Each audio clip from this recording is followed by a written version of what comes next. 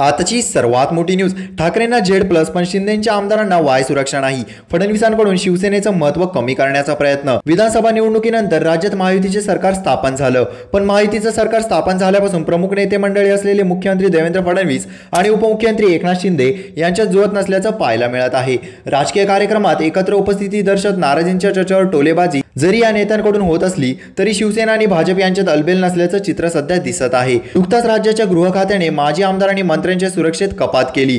या कपातीवरून महायुतीत अंतर्गत धुसफूस सुरू असल्याची माहिती समोर येत आहे। विशेष म्हणजे या निर्णयाचा सर्वाधिक फटका उपमुख्यमंत्री एकनाथ शिंदे यांच्या पक्षाला बसला आहे। सध्या राज्याचे उपमुख्यमंत्री असलेले एकनाथ शिंदे यांनी 2022 साली शिवसेनेत बंड केला होता। जवळपास 20 आमदार शिंदे सोबत गेले होते।